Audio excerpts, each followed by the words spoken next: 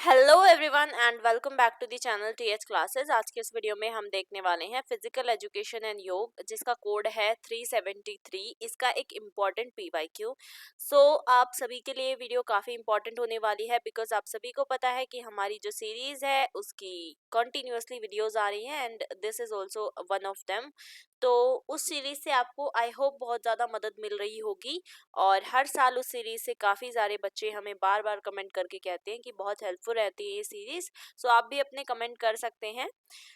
Before anything मैं आपको just ये बात बोलना चाहती हूँ कि देखो, मैं तो अपनी तरफ से अपना 100% दे रही हूँ, लेकिन उसके लिए आपको भी थोड़ी सी मेहनत करनी पड़ेगी। इस वीडियो को एंड तक देखना, ठीक है। कोई भी अगर डाउट हो तो आप कमेंट में बता सकते हो, और अपनी तरफ से भी थोड़े से एफर्ट्स आपको लगाने तो पड़ेंगे, ठीक है। चलिए, बिना किसी देरी के अब हम अपना पेपर देख लेते हैं। तो ये रहा आपका पेपर। इसमें आपको 38 टोटल क्वेश्चंस मिलने वाले हैं एंड 11 प्रिंटेड पेजेस मिलेंगे। यहाँ पर रोल नंबर होगा, ये code number and set number है, ठीक है। फिर आपका आ जाता है फिजिकल एजुकेशन एंड योग, शारीरिक शिक्षा और योग, ठीक है। और मेरे पास ना एक कमेंट आया था, उसके बारे में मैं भी शेयर करना चाहूंगी। एक बच्चा क्या कहता है कि मैं इंग्लिश इंग्लिश में करवा रही हूँ, हिंदी में नहीं करवा रही हूँ। तो मतलब इस बात का कोई सेंस है? मतलब कुछ है इस बात का सेंस? मैं हिंदी और इंग्लिश दोनों का भाई पेपर आपको दिखा रही हूँ, दोनों मीडियम्स में आपको आंसर मिल रहे हैं। अब आप क्या चाहते हो? मतलब मैं पूरी शुद्ध हिंदी बोलने लग जाऊं तब आपको तसल्ली मिलेगी बेटा? खैर, तो अब हमारे पेपर होने वाला है फिजिकल एजुकेशन एंड योग, शारीरिक शिक्षा और योग का, ठीक है। डेट एंड ऑफ एग्जामिनेशन इधर आएगा। सिग्नेचर ऑफ इन्विजिलेटर्स, आपके जो 2 टीचर्स होंगे उनके साइन यहाँ आएंगे। कुछ जनरल इंस्ट्रक्शंस है वो आप पढ़ लेंगे। फिर उसके बाद आपके कुछ नीचे और जनरल इंस्ट्रक्शंस आते हैं और यहाँ से आपका मेन पेपर स्टार्ट होता है। तो ये 3 घंटे का पेपर रहेगा, 70 मार्क्स का रहेगा, और बाकी इसके टीएमए वगैरह के भी मार्क्स जुड़ते हैं। तो 38 क्वेश्चंस वो मैंने आपको बता दिए, सारे कंपलसरी हैं। सेक्शन ए में आपके ये क्वेश्चन आएंगे, ठीक है। मल्टीपल चॉइस क्वेश्चन आते हैं तो काफ़ी ईजी बन जाता है आपका पेपर। ट्रस्ट मी, इस पेपर में ज़्यादा मुश्किल चीज़ें आपको नहीं लगेंगी अगर आप इसको, मतलब इसमें से अगर आपने थोड़ा सा भी पढ़ा होगा तो, ठीक है। चलिए, यहाँ से आपका, अच्छा एक और इम्पॉर्टेंट चीज़ जो मैं आपको हर बार बताती हूँ, 2:30 बजे से आपका जो है मेन पेपर मतलब लिखने वाला स्टार्ट हो जाता है। उससे पहले आपको 2:15 से लेके 2:30 बजे तक का एक समय दिया जाता है, 15 मिनट का, to read the question paper, ठीक है। उस समय पे आप आंसर शीट पे कुछ लिखते नहीं हो, बस आपको रीडिंग का टाइम दिया जाता है ताकि आप समझ पाओ कि आपको कितने आंसर्स आते हैं, कितने नहीं आते, कौन से क्वेश्चन से आपको पहले स्टार्ट करना है आंसर बुक पे लिखना। सो ये टाइम बहुत इंपॉर्टेंट होता है। तो आपका 2:30 बजे से इस पेपर स्टार्ट है, ये मत सोचना कि मैं भाई पहुंच जाऊंगा 2:25 पर, 2:25 तक, ठीक है। आपने आई होप पेपर दे दिए होंगे तो आपको इतना बात पता होगी कि 2 बजे मतलब आधा घंटा पहले तो आपको बेसिकली पहुंच ही जाना है अपने एग्जाम सेंटर पे। चलिए, अब हमारा सेक्शन ए यहाँ से स्टार्ट होता है, विभाग ए। फर्स्ट क्वेश्चन है 1 मार्क्स का, वही एमसीक्यू, ठीक है। In Rigveda the uses of word युंजते, ठीक है, सजेस्ट, मतलब युंजते जो है ऋग्वेद में, इस शब्द का प्रयोग किस आशय से किया गया है? युंजते क्या मतलब है ऋग्वेद में जो इसका, इस वर्ड का इस्तेमाल किया गया है? Sense control, body control, mind control, या फिर नर्वस कंट्रोल, ठीक है। इंद्रियों का नियंत्रण, शरीर नियंत्रण, मन का नियंत्रण, या स्नायु नियंत्रण, नर्वस जो हमारा पूरा सिस्टम होता है, ब्रेन सिस्टम, वो, ठीक है। सो युंजते आपका होता है सेंस कंट्रोल के लिए। इंद्रियों का नियंत्रण ऋग्वेद में आपका बताया गया है, युंजते होता है, ठीक है। नेक्स्ट क्वेश्चन है, हु गेव द योग सूत्र? योग सूत्र किसने दिया था? तो आपका जो योग सूत्र है वो दिया था पतंजलि ने, ठीक है। आपको पता होना चाहिए, पतंजलि इसका आंसर होगा। Next question, national cadet corps NCC was introduced in which year? यानी कि जो आपका एनसीसी है उसकी शुरुआत किस वर्ष में की गई थी? सो 1945, 46, 47 या 48? तो इसका आंसर होगा 48 में, यानी 1948 में इसकी शुरुआत की गई थी। चलिए, next question, injury is less as a result of dash, यानी डैश के परिणाम स्वरूप चोट कम लगती है? कंडीशनिंग के, कोऑर्डिनेशन यानी समन्वय के परिणाम स्वरूप, वार्म अप के परिणाम स्वरूप, या फिर स्ट्रेंथ के? तो जब भी हम इंजरी की बात करते हैं, जैसे फॉर एग्जांपल आप जिम के लिए भी जाते हो, फर्स्ट डे आपका जिम का, आपका जो जिम ट्रेनर होगा, इंस्ट्रक्टर होगा, वो आपसे क्या कहेगा, टू वार्म अप, है ना। वार्म अप का मतलब होता है आप पहले से अपने को तैयार कर रहे हो, अपनी बॉडी को, ठीक है। तो उस केस में आप जब भी अपनी मतलब जिमिंग करोगे और जो भी एक्सरसाइजेस करोगे, उससे आपकी मसल पे तो थोड़ा बहुत असर पड़ेगा, लेकिन उससे इंजरी के जो चांसेस होते हैं वो कम हो जाते हैं, ठीक है। सो इसका आंसर हो जाएगा वार्म अप। नेक्स्ट क्वेश्चन देख लेते हैं, how many bones are there in the human body. It is a very basic question और आई होप आपको ये क्वेश्चन पता होगा। सो इसका आंसर तो 206 ही है, ठीक है। मानव शरीर में कितनी हड्डियां होती हैं, 206। नेक्स्ट क्वेश्चन है, stroke volume is increased as a result of dash, यानी स्ट्रोक की मात्रा डैश के परिणाम स्वरूप बढ़ जाती है। तो स्ट्रोक वॉल्यूम कैसे बढ़ जाती है, बताइए। कूल डाउन करने से, फटीग यानी थकावट होने से, वार्म अप से, या फिर लो एनर्जी से। तो इसका भी आंसर यही है, स्ट्रोक की मात्रा जो है वो कैसे बढ़ जाती है आपको बताना है। सो इसका आंसर भी आपका वार्म अप ही होगा, ठीक है, गर्म होना। अच्छा देखो, स्ट्रोक वॉल्यूम क्या होता है वो मैं आपको समझाती होती हूँ। स्ट्रोक वॉल्यूम का मतलब होता है कि आपका जो हार्ट है वो मतलब एक बीट पे वो कितनी बार आपके ब्लड को पंप कर पा रहा है, ठीक है। सो वो स्ट्रोक वॉल्यूम होता है। वो कैसे बढ़ता है, जब आप वार्म अप करते हो, गर्म होते हो, तभी तो वो जो है एकदम से बढ़ेगा ना, है ना। मतलब जैसे आप वार्म अप करोगे तो आपका जो वो मतलब एक तरीके से आपका जो ब्लड है वो एकदम ठंडा पड़ा हुआ, तो वार्म अप करने से, गर्म होने से क्या होगा, वो बहुत तेजी से आपका जो ब्लड है वो पंप अप होगा। आम, आपके हार्ट की पूरी बीट जो है वो बढ़ेगी, है ना, हार्ट बीट बढ़ जाती है, राइट। तो वही चीज आपकी यहाँ पर पूछी गई है। कम ऊर्जा होगी तो ऐसा नहीं होगा, वो कम होगी, है ना। थकावट होगी तो भी आपकी स्ट्रोक वॉल्यूम कम होगी, और ठंडी होगी तो भी आपकी स्ट्रोक वॉल्यूम कम हो जाती है। नेक्स्ट क्वेश्चन है, which one of the following is not an aerobic exercise, यानी इनमें से कौन सा एक एरोबिक व्यायाम नहीं है, ये पूछा गया है, ठीक है। वॉकिंग, रनिंग, स्विमिंग या स्प्रिंटिंग। तो आपको बताना है चलना, दौड़, तैराकी या तेज दौड़। तो इसका आंसर है स्प्रिंटिंग, ठीक है। एरोबिक एक्सरसाइजेस क्या होती हैं, देखो, तो एरोबिक एक्सरसाइजेज एक तरीके की फिजिकल एक्टिविटी होती है जो आपके हार्ट रेट को या आपके जो सांस लेने की क्षमता है उसको बढ़ा देती है, ठीक है। जब आप रनिंग करते हो, स्विमिंग करते हो, या आप एक तरीके से वॉकिंग करते हो, तब भी आपके जो हार्ट रेट है वो बढ़ती है। स्प्रिंटिंग में ऐसा नहीं होता है, ठीक है। इसके एग्जाम्पल्स और भी हो सकते हैं एरोबिक एक्सरसाइजेस के, जैसे जॉगिंग करना, ठीक है, साइकिलिंग करना या फिर डांस करना। इसने आपकी जो कार्डियोवास्कुलर एक तरीके की लंग कैपेसिटी और कार्डियोवास्कुलर एंड्योरेंस होती है, मतलब फेफड़ों की क्षमता होती है और हृदय की क्षमता होती है, वो सब इससे बढ़ती है और आपके पूरे स्वास्थ्य में सुधार आ जाता है। तेज दौड़ में ये एकदम से बहुत ज्यादा हाई पहुंच जाती है, ठीक है। मतलब स्प्रिंटिंग जब आप करते हो, स्प्रिंटिंग का मतलब बहुत तेज दौड़ना, ठीक है, उसमें काफी हाई पहुंच जाता है, तो वो आपकी एकदम से सेहत के लिए ठीक नहीं होता। नेक्स्ट क्वेश्चन देख लेते हैं, what is defined as the intensity of activity, यानी गतिविधि की तीव्रता को क्या परिभाषित किया गया है। इंटेंसिटी ऑफ एक्टिविटी, गतिविधि की तीव्रता, लोड ऑफ एक्टिविटी, गतिविधि का भार, अमाउंट ऑफ फिजिकल पावर, शारीरिक शक्ति की मात्रा, डेंसिटी ऑफ एक्टिविटी, गतिविधि का घनत्व। तो इसका आंसर आपका हो जाएगा लोड ऑफ एक्टिविटी।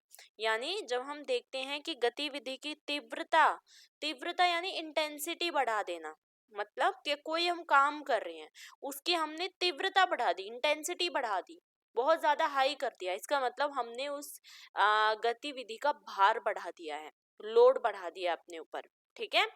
चलिए नेक्स्ट क्वेश्चन देख लेते हैं। नेक्स्ट क्वेश्चन है, which type of muscle is under control of conscious functioning of nervous system, यानी किस प्रकार की मांसपेशी तंत्रिका तंत्र की जागरूक कार्य प्रणाली के नियंत्रण में है। Skeletal muscle, smooth muscle, cardiac muscle या नन ऑफ दी अबव, ठीक है।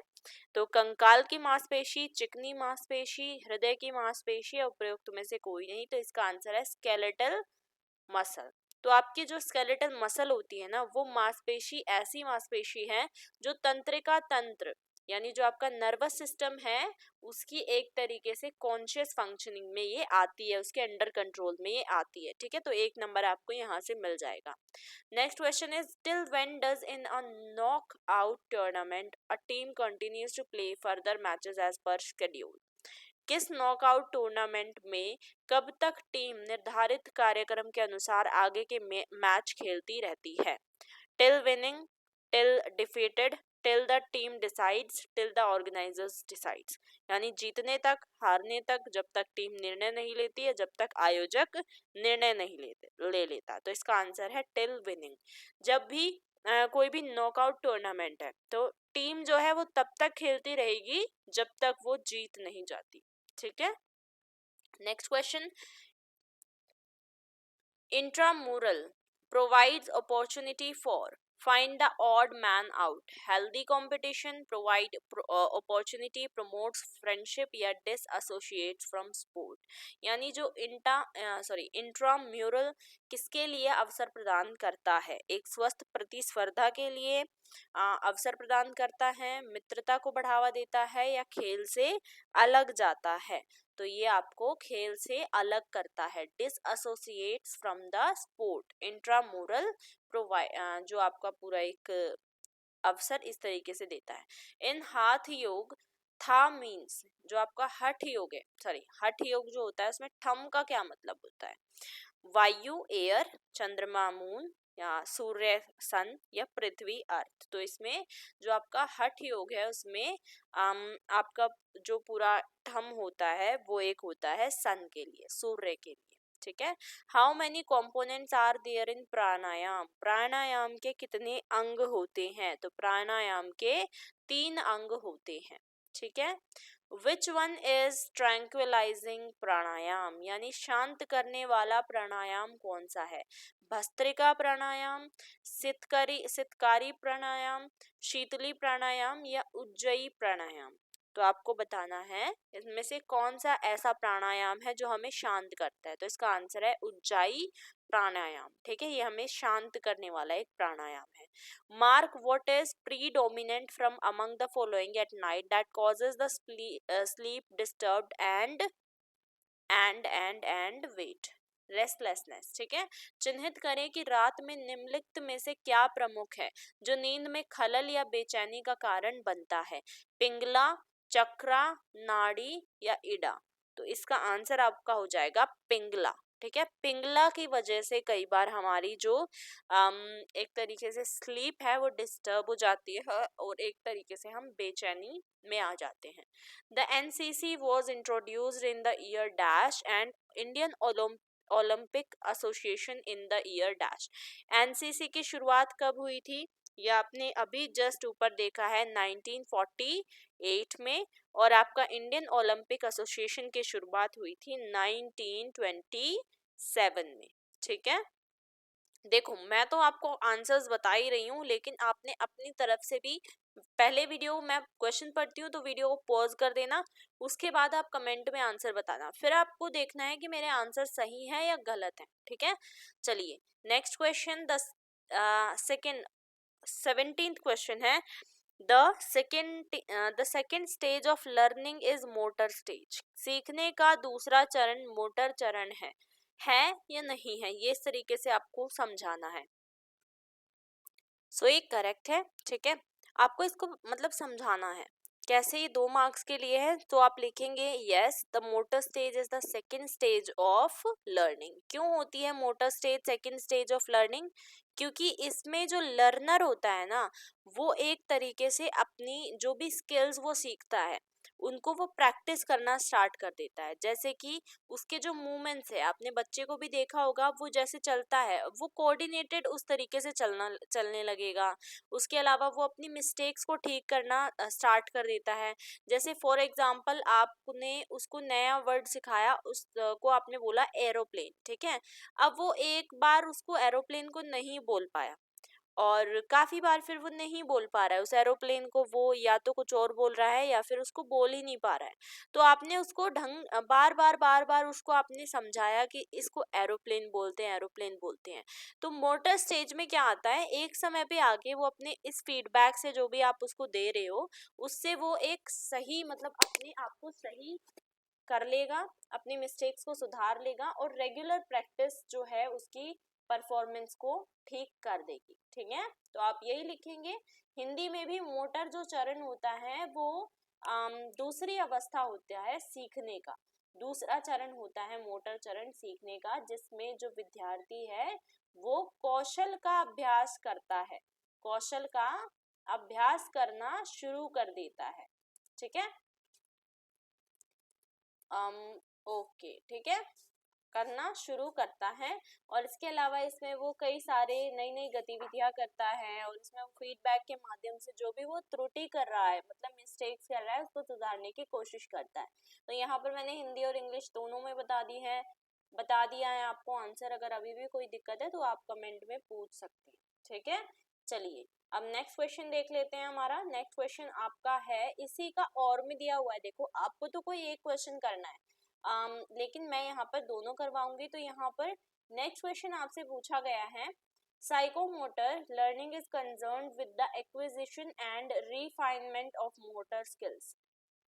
सो मतलब ये है कि साइकोमोटर लर्निंग जो होती है उसका संबंध मोटर कौशल के अधिग्रहण और परिशोधन से है या नहीं है। मतलब है तो फिर कैसे है। तो देखो इसका आंसर आपको क्या लिखना है। साइकोमोटर लर्निंग का मतलब क्या होता है, पहले तो ये समझो। साइकोमोटर लर्निंग का मतलब होता है ये एक ऐसी प्रोसेस है जिसमें कि जो बच्चा है ना या फिर जो भी लर्नर है वो मोटर स्किल्स को या तो एक्वायर कर रहा है या उनको इम्प्रूव कर रहा है। एक्वायर करता है या इम्प्रूव करता है कैसे, प्रैक्टिस से और एक्सपीरियंस से। वही यहाँ पे लिखा है एक्विजिशन एंड रिफाइनमेंट। ठीक है, प्रैक्टिस से या फिर अपने एक्सपीरियंस से। इसमें क्या क्या चीजें आती हैं एक्सपीरियंस से। ठीक है, इसमें क्या क्या चीजें आती हैं, इसमें कोऑर्डिनेशन आता है ब्रेन और मसल का, और इसके अलावा वो स्मूथ और एक्यूरेट परफॉर्मेंस करे फिजिकल एक्टिविटीज की, वो भी इसी में आता है। हिंदी में कैसे लिखोगे, तो साइकोमोटर अधिगम वह प्रक्रिया है जिसमें कि व्यक्ति अभ्यास या अनुभव के माध्यम से मोटर स्किल्स जो गतिशील कौशल होता है उसको प्राप्त करता है और उन्हें सुधारता है। इसमें क्या क्या चीजें आती है मैंने ऑलरेडी आपको इंग्लिश में बताया। मसल और आपकी जो ब्रेन है उसके बीच में संबंध आता है, मस्तिष्क और मांसपेशियों के बीच में समन्वय होता है, जिससे कि क्या होगा, शारीरिक गतिविधियां कुशल और सटीक रूप से की जा सकती हैं। ठीक है, आई होप आपको समझ में आ गया होगा इसमें इस प्रॉपर इस 17 क्वेश्चन में करना क्या है। 18th में आपको आता है फिल इन द ब्लैंक्स। ठीक है, रिक्त स्थान भरना है। Aspects of school health programme include dash and dash. ठीक है, यानी स्कूल स्वास्थ्य कार्यक्रम के पहलुओं में डैश और डैश शामिल है। तो स्कूल स्वास्थ्य कार्यक्रम में हमें क्या क्या मिलता है, एक तो हमें फिजिकल हेल्थ मिलती है। फिजिकल हेल्थ को इंग्लिश में हिंदी में क्या बोलेंगे बताओ जल्दी कमेंट में मुझे। और फिर उसके बाद हमें मेंटल हेल्थ भी मिलती है यहाँ पे। फिजिकल हेल्थ को आप कहते हो शारीरिक स्वास्थ्य। ठीक है, सॉरी स्पेलिंग गलत हो गई ना, शारीरिक स्वास्थ्य। और आपका जो मेंटल हेल्थ होगा उसको हम कहते हैं मानसिक स्वास्थ्य। ठीक है, ये सब आपके जो स्कूल हेल्थ प्रोग्राम है, स्कूल स्वास्थ्य प्रोग्राम है, उसमें आता है।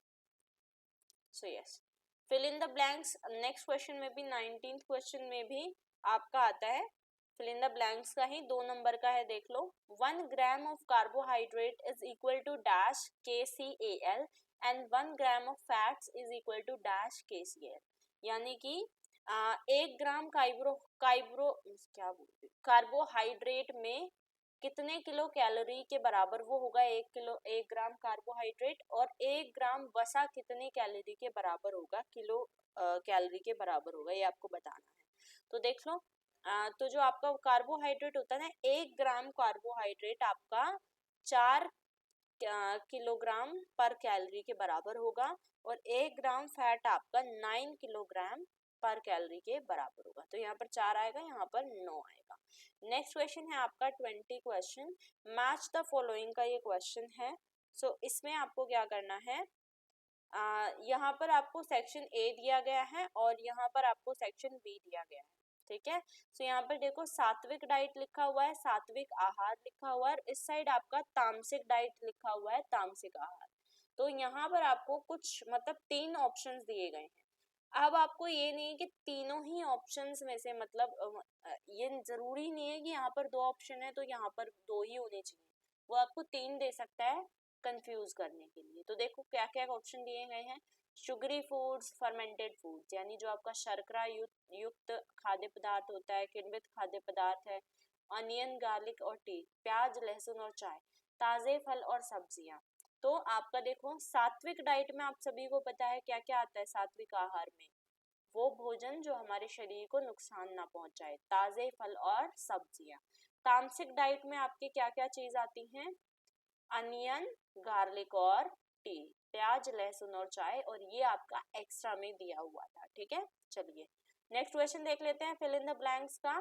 Aerobic activities are those activities which are performed continuously with the dash and dash intensity by the large group of muscles। यानी एरोबिक गतिविधियां वे गतिविधियां होती हैं जो आपकी लगातार डैश के साथ की जाती है और डैश मांसपेशियों के बड़े समूहों द्वारा तीव्रता से की जाती है। तो इसका आंसर आपका हो जाएगा, ये आपकी की जाती है मॉडरेट एंड सस्टेन्ड इंटेंसिटी के साथ, ठीक है, मॉडरेट एंड सस्टेन्ड इंटेंसिटी के साथ। तो एरोबिक एक्टिविटीज जो एरोबिक गतिविधियां हैं वो आपकी एक तो मॉडरेट और सस्टेन्ड इंटेंसिटी के साथ by the large group of muscles की जाती है, ठीक है। मध्यम, और यहाँ पर तो आपका आएगा मध्यम, और यहाँ पर आएगा आपका निरंतर मांसपेशियों के साथ ये बड़े समूहों में की जाती है, ठीक है। 22 क्वेश्चन पर चलें, mark the following statement as true और फॉल्स। तो आपको सही या गलत बताना है इस प्रॉपर स्टेटमेंट्स को। तो फर्स्ट स्टेटमेंट है intramural competition is very difficult to manage, बताना है सही है या गलत, इज इट ट्रू और फॉल्स, ठीक है। सो आंतरिक जो म्यूरल प्रतियोगिता होती है वो उसका प्रबंधन करना बहुत कठिन होता है, इंट्रामूरल जो कंपटीशन होता है वो बहुत कठिन होता है। तो इसका ये जो है ये हो जाएगा आपका फॉल्स, ठीक है। क्यों, क्योंकि तो फॉल्स क्यों होगा, देखो इंट्रामूरल कंपटीशन आपका ऊपर भी आया था, इसका मतलब आपको पता होना चाहिए। इंट्रामूरल कंपटीशन वो कॉम्पिटिशन्स होते हैं जो एक सिंगल ऑर्गेनाइजेशन या एक सिंगल इंस्टीट्यूट के द्वारा, जैसे कोई एक स्कूल ने कुछ कंपटीशन हेल्ड कर दिए, ठीक है, कोई एक कंपनी ने कोई एक कंपटीशन जनरली ऑर्गेनाइज करवा दिया, ये इजी होते हैं मैनेज करने एक्स्ट्रा मूरल कॉम्पिटिशन से। इंट्रामूरल का आपको समझ में आ गया, छोटे छोटे जो मतलब एक तरीके से कुछ ऑर्गेनाइजेशन या कोई इंस्टीट्यूट इसको आयोजित करवा रहा है। लेकिन अगर हम बात करें जो आपके बाह्य म्यूरल प्रतियोगिताएं होती हैं, एक्स्ट्रा मूरल जो आपकी बाह्य होती हैं वो काफी ज्यादा आप कह सकते हो वो थोड़ी हार्ड होती है, वो थोड़ी डिफिकल्ट होती है, क्योंकि इनमें काफी कम मतलब वो आते हैं, ठीक है, बहुत कम इसमें पार्टिसिपेंट्स आएंगे, सेम कम्युनिटी के आएंगे, और इनमें कम आपको चैलेंजेस फेस करने पड़ेंगे, ठीक है। चलिए तो नेक्स्ट क्वेश्चन देख लेते हैं, in the extra mural competition the students of own school also participate in competition. तो इसमें आपको बताना है क्या ये सही है या फिर ये गलत है। बाह्य म्यूरल प्रतियोगिता में अपने जो विद्यालय के विद्यार्थी हैं वो भी भाग लेते हैं। तो इसका आंसर आपका हो जाएगा फॉल्स, ठीक है। क्यों, क्योंकि दोनों ही आपके फॉल्स हैं। क्यों, क्योंकि इसमें अलग अलग स्कूल्स के डिफरेंट स्कूल्स के डिफरेंट इंस्टीट्यूशंस के भाग लेते हैं इस तरीके के जो एक्स्ट्रा मूरल कॉम्पिटिशन्स होते हैं। वहां पर एक स्कूल जो है दूसरे स्कूल से कॉम्पीट करने के लिए आता है। आपके मतलब आप अगर पहले अपने 8th क्लास तक आप स्कूल्स में पढ़े हों, CBSE स्कूल्स में, तो आपको पता होगा कि वहाँ पर आपको कई सारे डिबेट्स कंपटीशन यानी इस तरीके से आयोजित करवाए जाते थे, जिसमें कि दूसरे स्कूल के बच्चे आपके स्कूल आते होंगे, आपके स्कूल के बच्चे दूसरे स्कूल में जाते होंगे। ये इसीलिए एक स्कूल के बच्चे उसी स्कूल के कंपटीशन में इसलिए भाग नहीं लेते हैं क्योंकि उससे फिर आप कह सकते हो कि किसी को ज्यादा मतलब हो सकता है ना कि भाई उनको वो ज्यादा एक तरीके से नंबर दे दे या उनको जीत जितवा दे इस टाइप से, ठीक है। चलिए मतलब फेवर कर दे भाई। 23 क्वेश्चन है, फिल इन द ब्लैंक्स का क्वेश्चन है। Connective tissues that connect one dash to another dash is known as ligaments.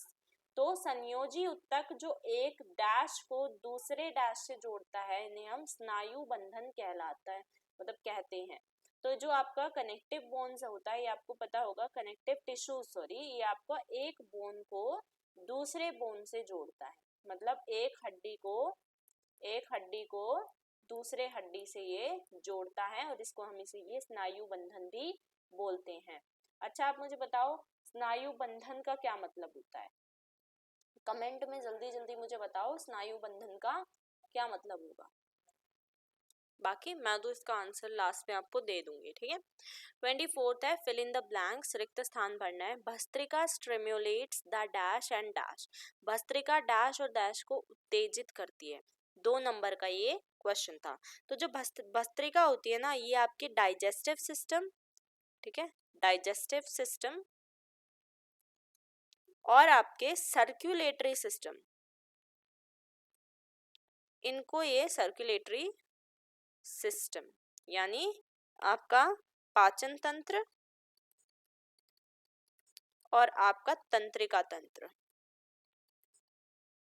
तंत्रिका नहीं सॉरी परिसंचरण तंत्र, परिसंचरण तंत्र, इसको ये उत्तेजित करती है भस्त्रिका।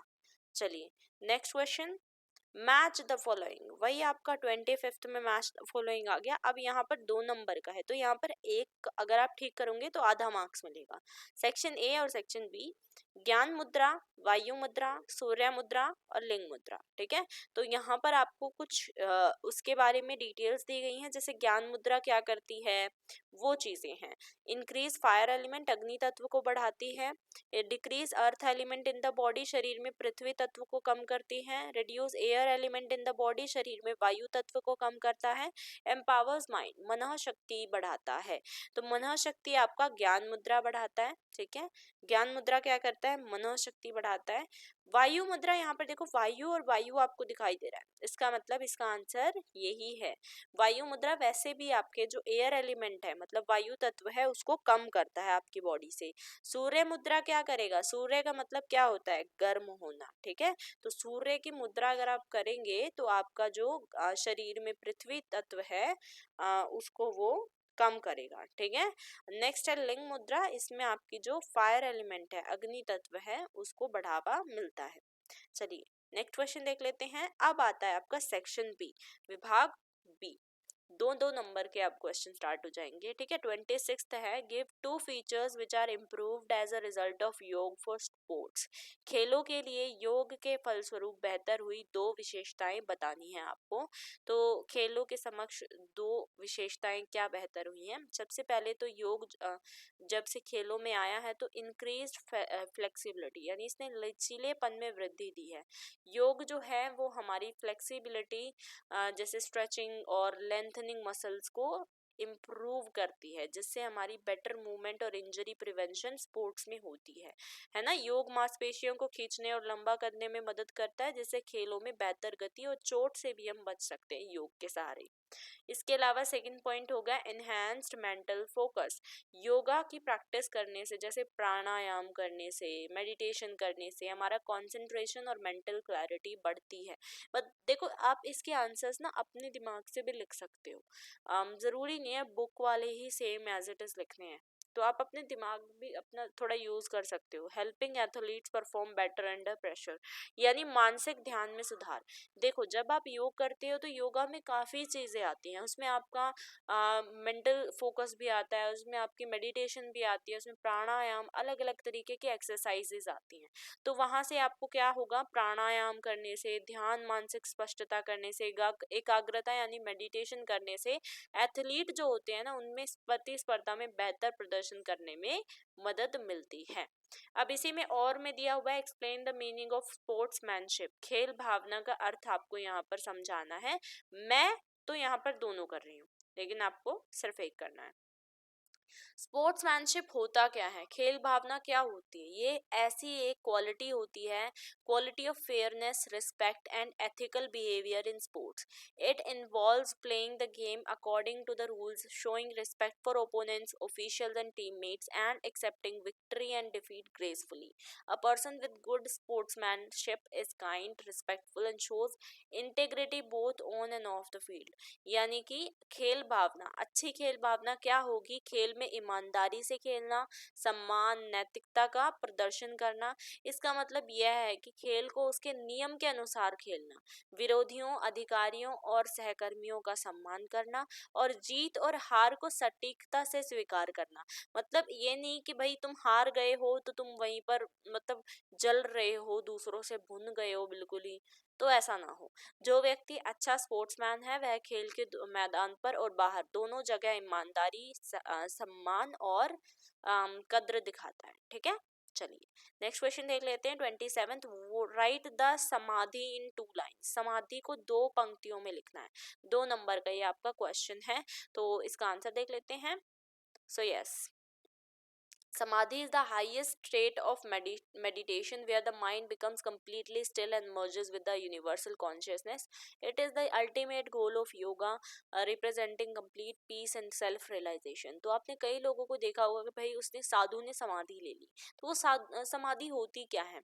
समाधि ध्यान की अंतिम अवस्था होती है जहाँ पर हमारा जो मन है वो पूर्णतः शांत हो जाता है, उसको ना कोई किसी चीज का लोभ है, किसी चीज का मोह नहीं है उसको, वो बिल्कुल चंचल नहीं है, वो बिल्कुल शांत हो गया है, ब्रह्म के साथ एक रूप हो जाता है, मतलब भगवान के साथ मिल जाता है। यह योग का परम लक्ष्य है जो आत्मज्ञान और शांति का प्रतीक है।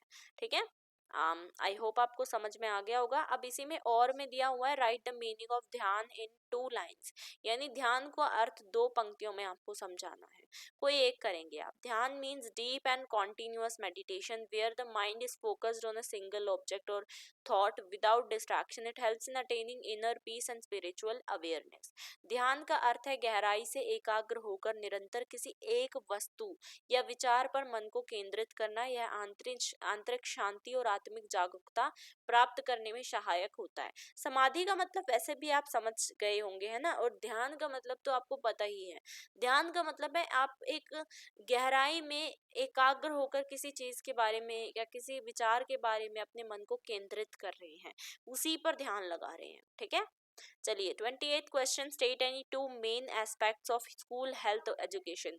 विद्यालय स्वास्थ्य शिक्षा के कोई 2 मुख्य पहलू आपको यहाँ पर बताने हैं। तो हेल्थ अवेयरनेस सबसे पहला पहलू, educating students about personal hygiene, nutrition and healthy lifestyle habits. सबसे पहला इसमें आ जाता है स्वास्थ्य जागरूकता देना।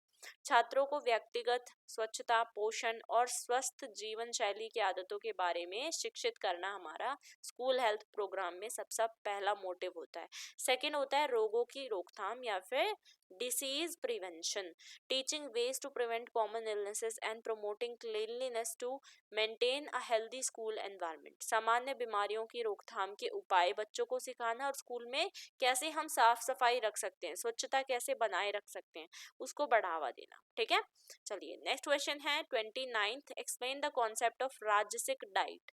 2 नंबर का है, राजसिक आहार की अवधारणा को आपको समझाना है इसमें। So rajasic diet refers to food that is spicy, salty, sour, and stimulating in nature. It increases activity, restlessness, and passion in the mind and body. Such foods may include fried items, coffee, tea, onion, garlic, and overly seasoned or oily food. Rajasic food is believed to be suitable for people involved in intense physical or mental activity, but it may disturb mental peace and lead to aggression or distress if consumed in excess. ठीक है, तो हिंदी में देख लो, राजसिक आहार वो भोजन होता है जो तीखा हो, नमकीन हो, खट्टा, उत्तेजक हो। मतलब शरीर में एक तरीके से ये हमारे मन में क्रियाशीलता, अशांति, जुनून, इन सब को लेके आता है राजसिक आहार। आपको कमेंट में बताना है तामसिक आहार कैसा होता है।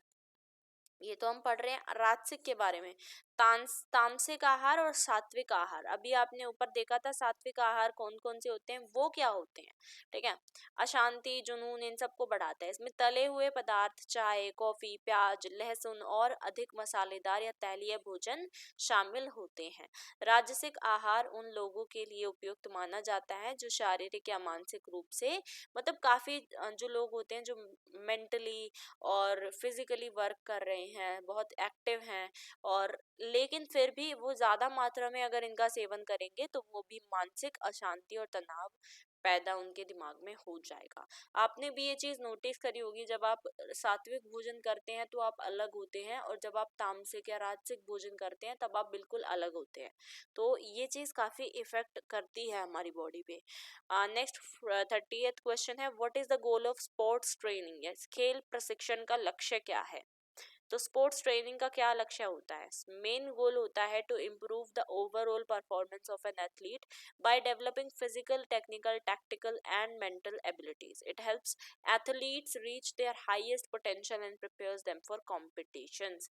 खेल प्रशिक्षण का सबसे मुख्य उद्देश्य होता है खिलाड़ी को एक बेहतर, मतलब उसके प्रदर्शन को बेहतर बनाना, वो जो खेलेगा उसको बेहतर बनाना। ट्रेनिंग क्यों दी जाती है, बेसिकली आपको अगर फॉर एग्जाम्पल, मैं आपको एक एग्जाम्पल देती हूँ। एक बच्चा है, ठीक है, ये एक बच्चा है और ये एक दूसरा बच्चा है। लेट्स से इसको ए मान लेते हैं, इसको बी मान लेते हैं।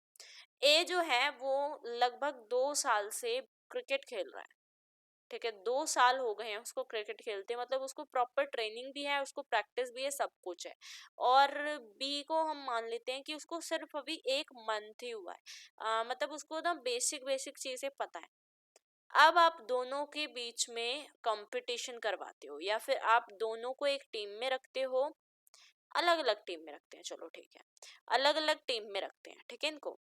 और क्या होगा आप मुझे बताओ, ये वाला बच्चा जो कि इतने साल की ट्रेनिंग उसके पास है, 2 साल की ट्रेनिंग, और ये वाला बच्चा जो उसके पास सिर्फ 1 मंथ का बेसिक चीजें उसको पता है, तो बेहतर कौन कर पाएगा प्रदर्शन को, अपने ओवरऑल परफॉर्मेंस को कौन बेहतर दे पाएगा, ये बच्चा। क्यों दे पाएगा, क्योंकि उसके पास ट्रेनिंग है, उसको पता है कैसे खेलना है, उसको पता है कैसे उसने कितनी प्रैक्टिस की हुई है। और ये बच्चा बेसिक्स जान के वो चीजें नहीं कर पाएगा जो एक 2 साल से ट्रेनिंग कर रहा बच्चा कर सकता है। सो यही है कि आपके शारीरिक, तकनीकी, मानसिक और राजनीतिक क्षमता, रणनीतिक क्षमताओं का विकास शामिल होता है इसमें। ये खिलाड़ी को उसकी सर्वोच्च क्षमता तक पहुंचाने और प्रतियोगिताओं के लिए तैयार करने में मदद करता है। इसको आप कंपटीशन में ले जाकर खड़ा कर दो, ये जीत के आ जाएगा। इसको ले जाके वहां पे आप बोल दो कि जाओ कंपटीशन लड़ लो, तो शायद ये हिचकिचाएगा भी और ये शायद जीत भी ना पाए, ठीक है। सो नेक्स्ट इसी में और में दिया हुआ है list 6 component of physical fitness. शारीरिक फिटनेस के 6 घटकों को सूचित करना है, ठीक है, इसकी सूची बनानी है। सबसे पहला जो शारीरिक आपका होता है वो होता है स्ट्रेंथ, ठीक है, endurance, speed, flexibility, agility, coordination. इनका मतलब आप हिंदी में समझ लो। स्ट्रेंथ यानी शक्ति, शक्ति मांसपेशियों द्वारा बल लगाने की क्षमता आपकी इसमें आती है। किसमें हम देख रहे हैं, क्या देख रहे हैं, फिजिकल फिटनेस के बारे में।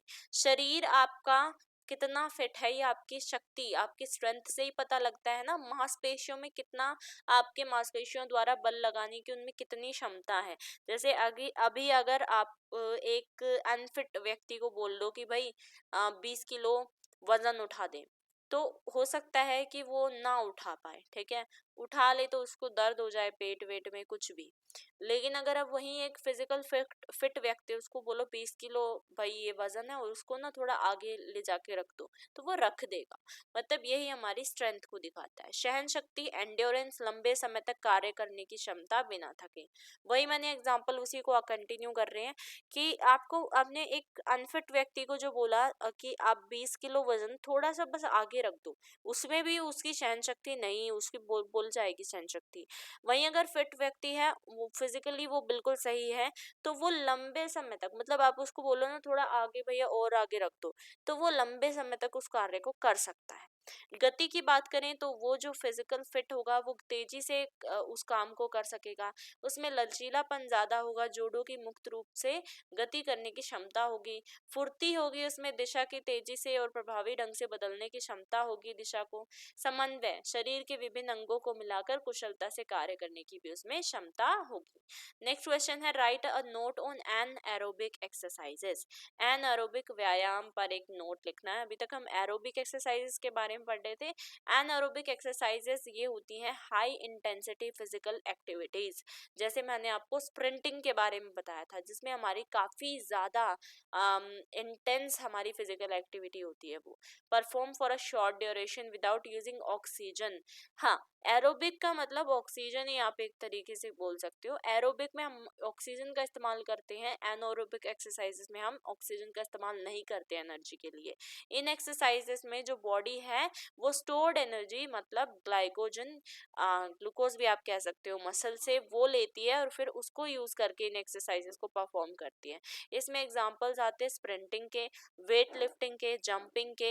एनारोबिक एक्सरसाइजेस हेल्प करती हैं स्ट्रेंथ को बिल्ड करने में, पावर, मसल मास, या फिर हमारे एथलीट्स के लिए इम्पोर्टेंट होती हैं, ये हमारे फास्ट एक्सप्लोसिव मूवमेंट्स में भी इन्वॉल्व होती हैं। ठीक है, हिंदी में देख लो, ये उच्च तीव्रता वाले व्यायाम होते हैं, इसमें कम समय के लिए ये किए जाते हैं और इनमें शरीर ऑक्सीजन का प्रयोग नहीं करता है। शरीर मांसपेशियों में संग्रहित ऊर्जा जैसे ग्लाइकोजन का इस्तेमाल करता है। उदाहरण के रूप में हमें दौड़ लगाना, तेजी से दौड़ लगाना, स्प्रिंट करना, वजन उठाना, कूदना शामिल है। ये व्यायाम शक्ति, गति और मांसपेशियों की वृद्धि में सहायक होते हैं और तेज व तीव्र गति से खेलने वाले खिलाड़ियों के लिए उपयोगी होते हैं। चलिए नेक्स्ट क्वेश्चन देख लेते हैं। Differentiate between explosive strength and maximum strength. विस्फोटक शक्ति और अधिकतम शक्ति के बीच में अंतर बताना है। Just give me a second, let me drink water.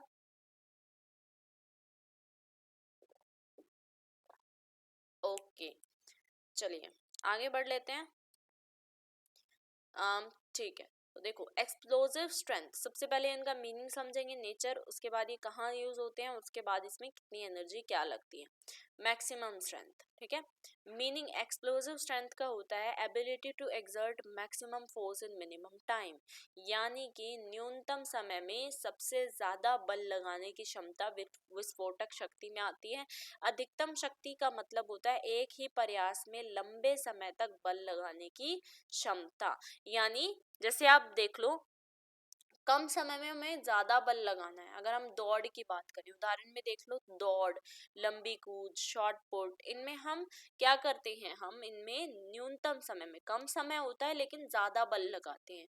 लेकिन अगर हम अधिकतम शक्ति की बात करें, जैसे वेट लिफ्टिंग, पावर लिफ्टिंग, इन जैसे खेलों में क्या होता है, हमारे पास एक ही प्रयास का समय होता है, उसमें सबसे ज्यादा बल लगाना है। इसमें कम समय में सबसे ज्यादा बल लगाना है, इसमें एक ही प्रयास में सबसे ज्यादा बल लगाना है। ठीक है, so ability to exert the highest possible force in single effort and ability to exert maximum force in minimum time. तो इसमें sprinting, long jump, shot put आएगा और इसमें आपका वेट लिफ्टिंग, पावर लिफ्टिंग आएगा। नेचर अगर हम देखें तो एक्सप्लोसिव स्ट्रेंथ का फास्ट और पावरफुल मूवमेंट होता है, मैक्सिमम में स्लो और हैवी फोर्स एप्लीकेशन होगा। ठीक है, मतलब इसमें तो तेज और शक्तिशाली, एकदम से तेज और शक्तिशाली गति में होगा और इसमें धीमी और भारी शक्ति का प्रयोग होता है। अगर हम ऊर्जा की बात करें तो त्वरित ऊर्जा की आवश्यकता होती है और इसमें अधिकतम में भारी वजन के साथ पूर्ण मांसपेशी संकुचन की आवश्यकता होती है। ठीक है, इसमें क्विक बर्स्ट होती है एनर्जी की और इसमें हमारी जो मसल कॉन्ट्रैक्शन है, कॉन्ट्रैक्शन हो जाती है, मतलब सिकुड़ जाना मसल्स का हैवी लोड की वजह से, वो चीजें इसमें हो जाती है। ठीक है, चलिए इसी में आपका और में दिया हुआ है, लिस्ट द 6 सब कंपोनेंट्स ऑफ कोऑर्डिनेटिव एबिलिटीज, यानी कि समन्वय क्षमताओं के 6 उपघटक को आपको सूची बनाकर बताना है, ठीक है। चलिए, तो सबसे पहले आपका आ जाता है orientation ability, ability to determine the position of the body in space or in relation to other objects, यानी दिशा ज्ञान क्षमता, स्थान या वस्तुओं के अनुसार शरीर की स्थिति को समझने की क्षमता। तो कोऑर्डिनेटिव एबिलिटीज इसमें आती हैं, हम कितना अपनी शरीर को या अपने स्थान को मतलब सॉरी शरीर की स्थिति को कितना स्थान या वस्तुओं के अनुसार समझ सकते हैं, तो वो क्षमता आती है। डिफरेंशिएशन एबिलिटी आती है, यानी भेद करने की क्षमता, स्थिति के अनुसार हम गति में सूक्ष्म परिवर्तन करने की क्षमता रखते हैं। रिएक्शन एबिलिटी आती है इसमें, जब हम देखते हैं कि अगर हमें कितनी तेजी से हमें अपने शरीर को किस तरीके से उसको शीघ्र और सही प्रतिक्रिया देने की क्षमता उसमें रखनी है। बैलेंस एबिलिटी आती है इसमें, गति करते समय स्थिर खड़े रहकर शरीर की मुद्रा बनाए रखने की क्षमता। रिदम आती है इसमें, यानी लयबद्धता, गतियों को लय में या एक निश्चित पैटर्न में करने की क्षमता। अडेप्टेशन होती है, अनुकूलन, जिसमें परिवर्तित परिस्थितियों के अनुसार गति को समायोजित करने की क्षमता आती है, ठीक है। बाकी आप देख लेना, इसका पीडीएफ आपको अभी मैं अवेलेबल करवा दूंगी टेलीग्राम ग्रुप पर, तो वहां से आप देख लीजिएगा। 33 क्वेश्चन है, list the challenges type of tournaments, यानी टूर्नामेंट के चैलेंज प्रकार को सूचीबद्ध करना है। तो देखो, चैलेंज टाइप ऑफ टूर्नामेंट्स, ये कंपटीशन होते हैं जहां पर प्लेयर या टीम चैलेंज करती है करंट विनर या चैंपियन को directly. These tournaments are mostly one on one and follow winner stage format, ठीक है। मतलब क्या है, चैलेंज प्रकार की प्रतियोगिताएं वो प्रतियोगिता होती है जिसमें कोई खिलाड़ी या कोई भी टीम सीधे वर्तमान विजेता को चुनौती दे देते हैं। जैसे फॉर एग्जाम्पल यहाँ पर चुन्नू है, ये मुन्नू है, ठीक है। एक मिनट भाई, चुन्नू जो है वो जीत गया, ये विनर है अभी फिलहाल, और ये लोग नहीं जीत पाए, मतलब मुन्नू और उसकी टीम नहीं जीत पाई, चुन्नू की टीम जीत गई और चुन्नू जीत गया, ठीक है। अब मुन्नू भाई ये सोच रहा है कि क्यों ना इसको हम चैलेंज दे दें, चैलेंज वाली वो इसके साथ खेल ले टूर्नामेंट। तो इसने इसके पास गया डायरेक्टली, इसको बोला कि भाई तेरे में दम है ना, तो दोबारा खेल के दिखा, वन ऑन वन खेलते हैं दोबारा से। तो इसने बोला, इसने एक्सेप्ट कर लिया, ठीक है भाई आजा। तो इस चीज को हम बोलते हैं जब कोई खिलाड़ी या टीम सीधे वर्तमान विजेता कौन था, ऑलरेडी विनर तो ये है, लेकिन फिर भी मुन्नू ने जाके इसको दे दी चुनौती, तो उसको हम एक के सामने एक खेलना बोलते हैं, और इसको हम विजेता खेलता रहे, यानी आपका जो विनर है वो स्टे करता रहे, तो उस फॉर्मेट पे भी होती है। एग्जाम्पल इसके हैं लैडर टूर्नामेंट, जो प्लेयर्स होते हैं, मतलब लैडर टूर्नामेंट का क्या है, लैडर टूर्नामेंट में खिलाड़ी एक सीढ़ी नुमा क्रम में होते हैं और ऊंचे क्रम वाले को चुनौती देकर ऊपर चढ़ते हैं। पिरामिड प्रतियोगिता में लैडर के समान होती है, लेकिन पिरामिड रूप में आयोजित होते हैं। डायरेक्ट चैलेंज में हम खिलाड़ी सीधे चैंपियन को चुनौती देते हैं, ठीक है। बाकी सब अब देख लेना। अब हमारा नेक्स्ट क्वेश्चन देख लेते हैं, what is the role of integrity in sports, यानी खेलों में सत्यनिष्ठता की भूमिका क्या होती है। तो देख लो, इंटेग्रिटी इन स्पोर्ट्स, खेलों में ईमानदारी, सत्यनिष्ठता यानी ईमानदारी का की क्यों जरूरत होती है। इसकी ज़रूरत इसलिए होती है ताकि honesty, fairness, respect for rules, opponents and officials, it helps maintain the true spirit of sportsmanship. अभी हमने स्पोर्ट्समैनशिप के बारे में पढ़ा था, और इससे हमें ट्रस्ट और हेल्दी कंपटीशन प्रमोट करने की मदद मिलती है। तो खेलों में ईमानदारी अगर नहीं होगी तो बताओ मुझे, कोई नियम को फॉलो करेगा, विरोधी और अधिकारियों के प्रति कोई ईमानदार रहेगा, निष्पक्षता भी नहीं रहेगी।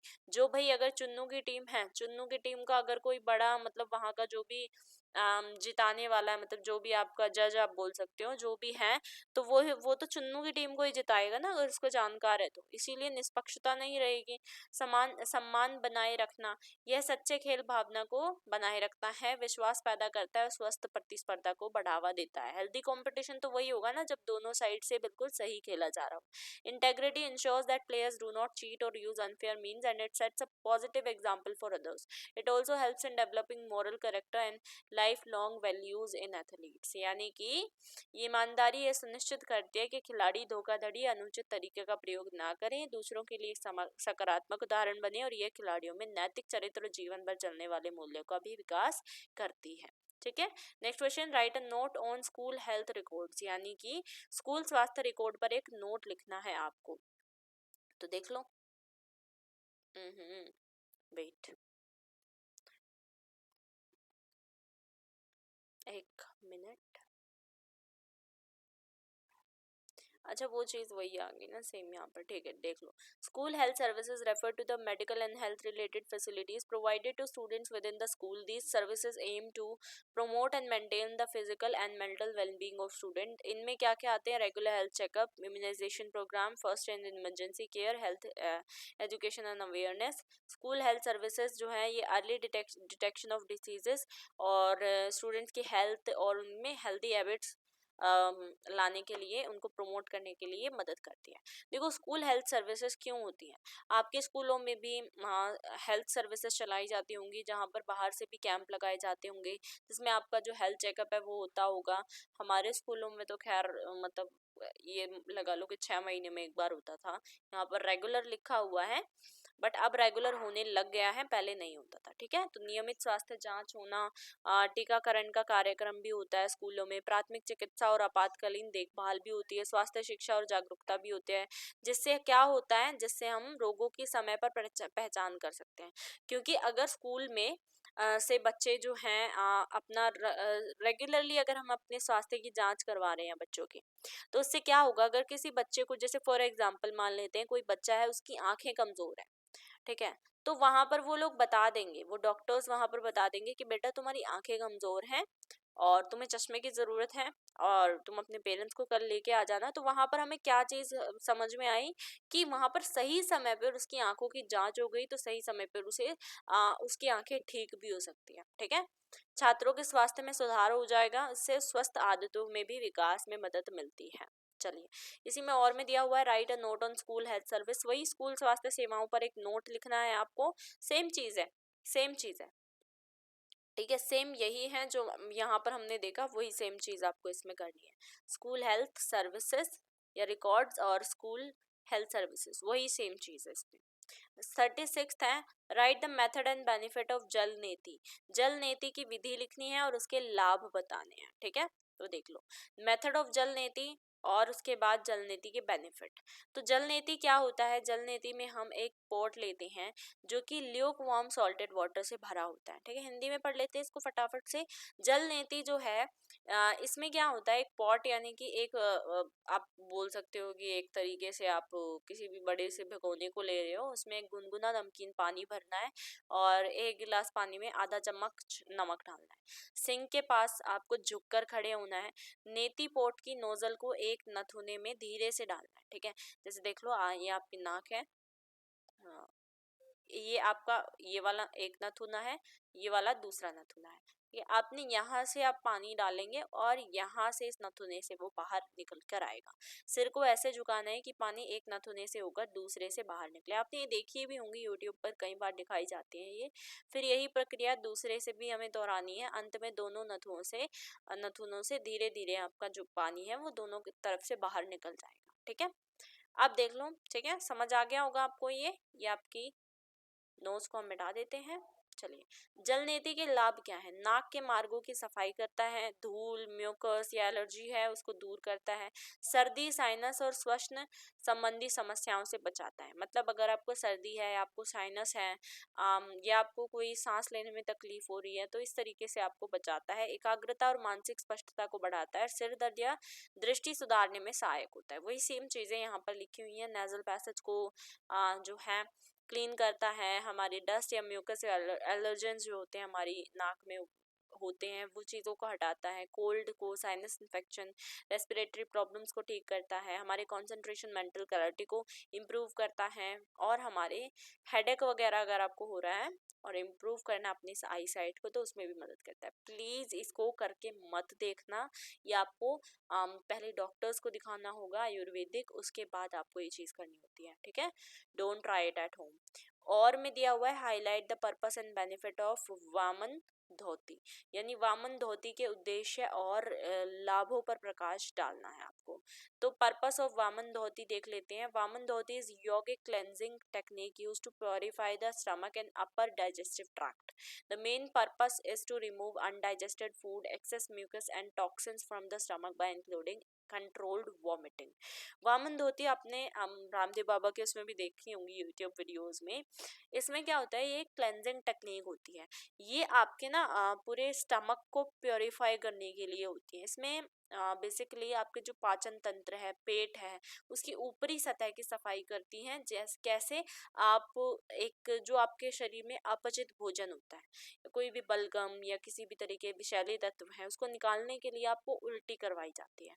कैसे करवाई जाती है? काफी सारा पहले तो पानी पिलाया जाएगा, उसके बाद आपको वही सिंक के सामने जाके थोड़ा झुक के खड़ा होना है वहां पे, और उसके बाद आपके शरीर से वो पानी के साथ साथ सारा अपचित भोजन और कुछ भी अगर विषैले तत्व है वो निकल कर आ जाएंगे उल्टी के माध्यम से।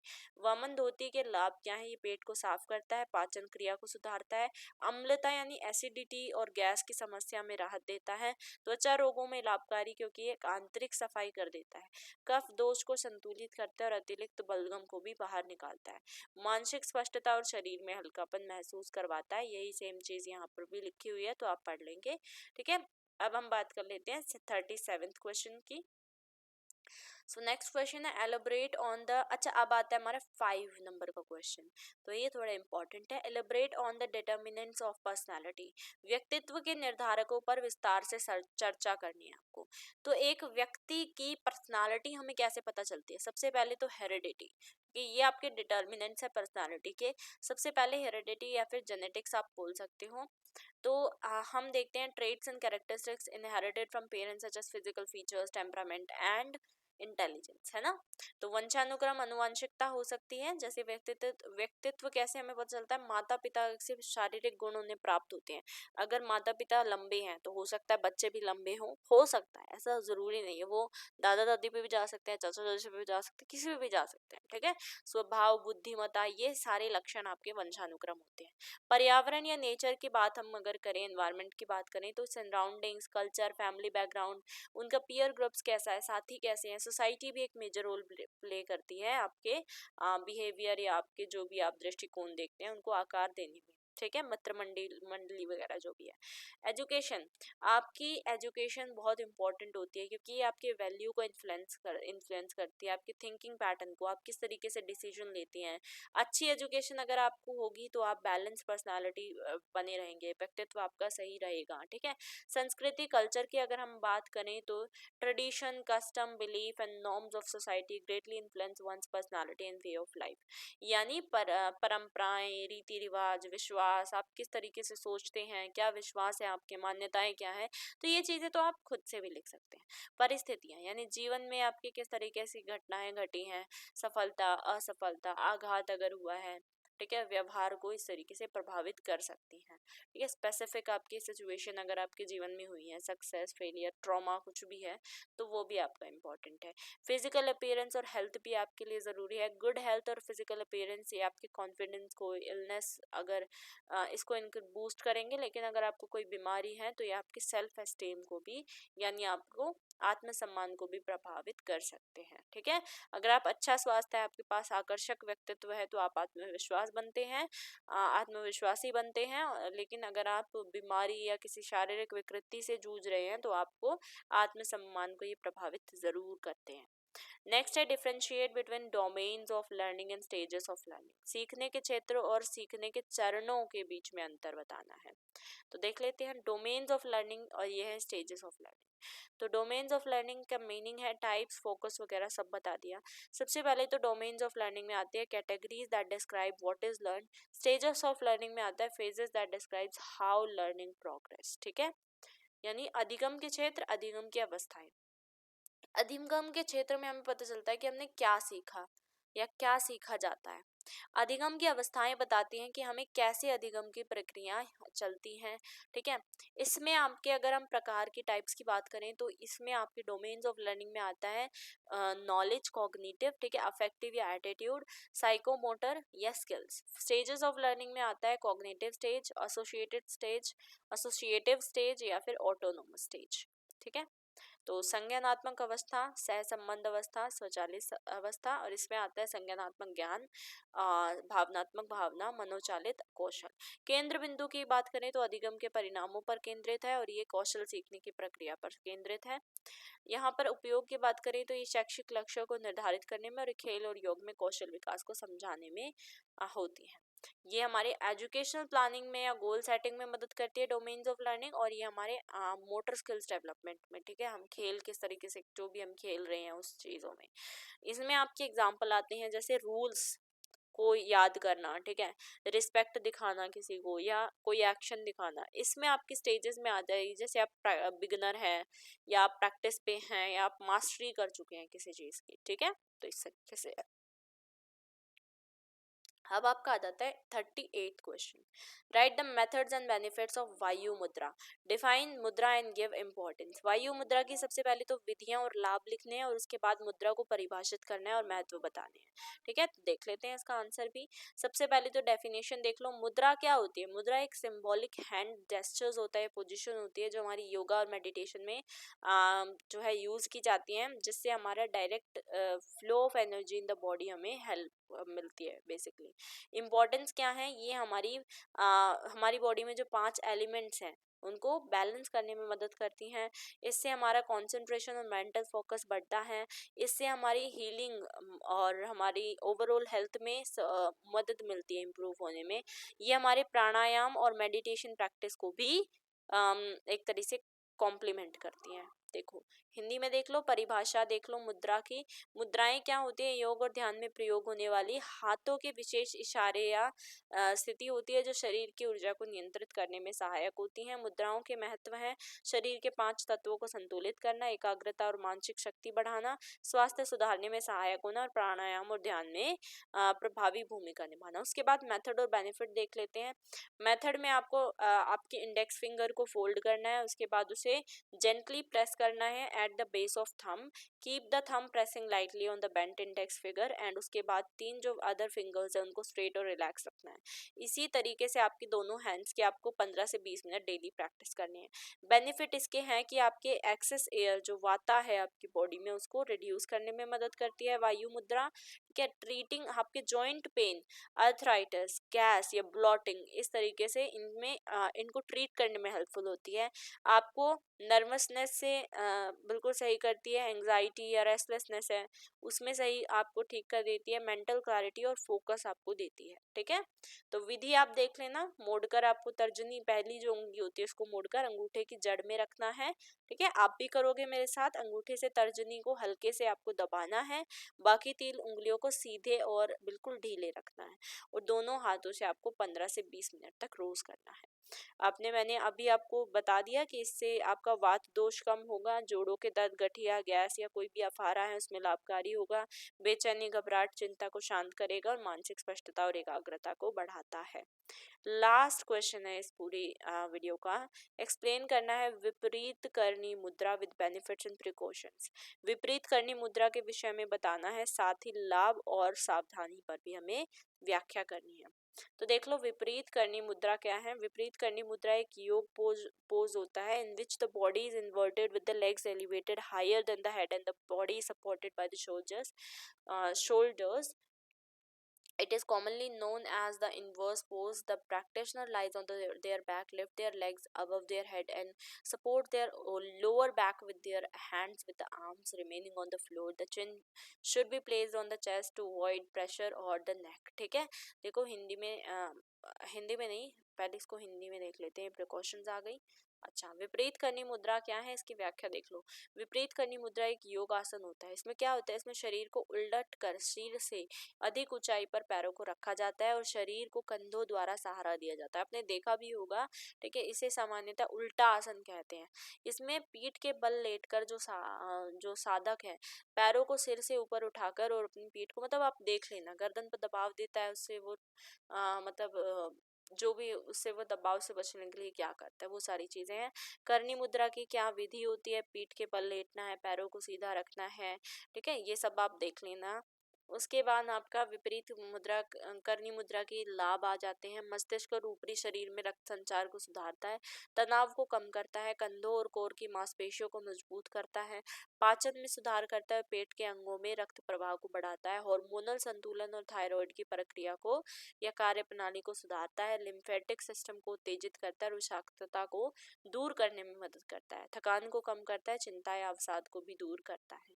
विपरीत करनी मुद्रा की सावधानियां यहाँ पर आ आ गई किस तरीके से आपको सावधानी देनी है।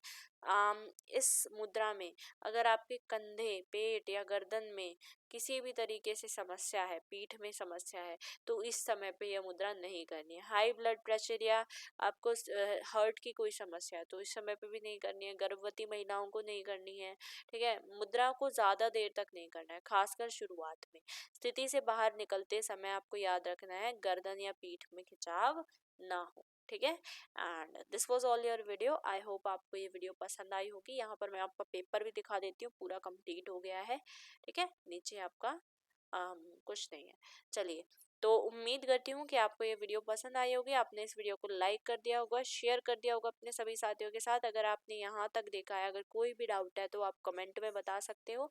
चैनल को सब्सक्राइब ना करें ऐसे ही और वीडियोस के लिए। और ये वीडियो बहुत ज़्यादा मतलब इम्प्रॉम्प्टू वीडियो ये बनाई गई है, बहुत जल्दी वीडियो, मतलब बहुत से बच्चे क्योंकि इसके लिए कमेंट कर रहे थे। मेरा कोई इरादा नहीं था वैसे इस वीडियो को बनाने का, बट स्टिल मैंने आपके बारे में सोचकर बना ही दी, ठीक है। तो प्लीज़ सब्सक्राइब कर देना इस एफर्ट के लिए। और मैं अपना 100% दे रही हूँ, आपको अपना 200% देना है अपने एग्ज़ाम में, ठीक है। चलिए, सब्सक्राइब कर दीजिएगा, कमेंट करिएगा, शेयर करिएगा, लाइक करिएगा। एंड कोई भी अगर डाउट है तो वो मुझे बता देना। PDF आपको मिल जाएगी हमारे टेलीग्राम ग्रुप टीएच क्लासेस पर। वहाँ पर आपको क्वेश्चन पेपर की भी PDF मिल जाएगी और ये अभी मैं आपको आंसर्स की भी PDF अभी अपलोड करवा देती हूँ। तो थैंक्स फॉर वॉचिंग एंड मिलते हैं अगली वीडियो में। Thank you.